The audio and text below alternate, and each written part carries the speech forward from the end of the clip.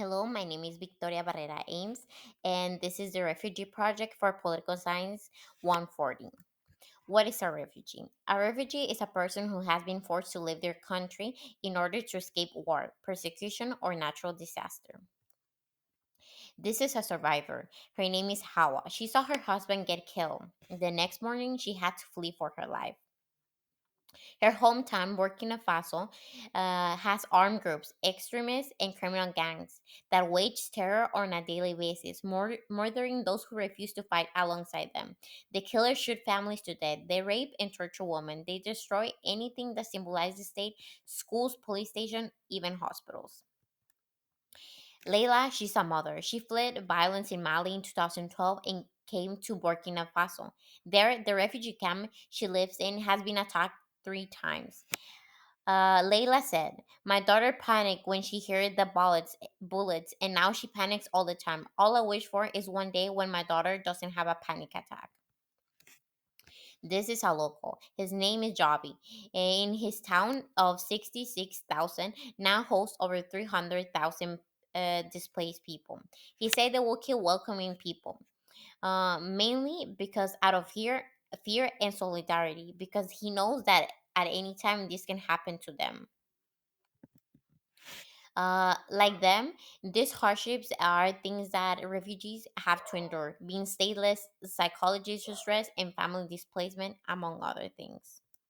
What has the international community and individual states have done? Well, at the local level, just like Javi, many keep accepting refugees. And for example, there's UN volunteers such as Ilia, but they put their lives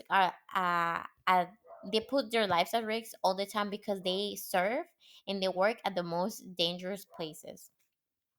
Also, in the international community, there's organizations and non-governmental that such as the UNHCR, that is a global organization dedicated to saving lives and protecting human rights. The Interaction is the largest alliance of US-based international non-governmental organizations.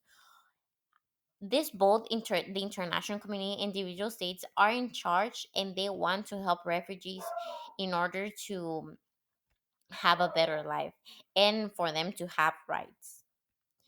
Um, are these measures sufficient?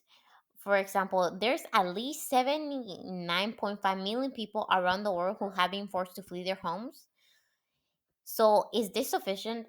I would say that these organizations are doing a good job. They have many departments dedicated to different things in order to help refugees. But we also have to remind ourselves that these organizations have been not been around for a long time. Most these organizations have been founded since World War II ended in 1945. Therefore, these organizations are still barely new, and they're trying to make it better in order to help and trying to reach more people. What can we do so the international community can remedy this situation? Well, based on the stories that we mentioned above, I would say that a big problem among refugees is that they cannot acquire sometimes education or health because they are stateless, and therefore they cannot have any of the basic human services that they need in life. So if they are given an education, they have an opportunity to have a better life and obtain a job and receive an income to their families. Another option is also for them to teach them an ability to do something in order for them to work and receive an income and be sustainable. It could be either sewing, or it can be a labor job, or maybe in cultivating crops and stuff, in order for them to build that community again and to be self sustainable. Thank you so much for listening, and I hope you like the video.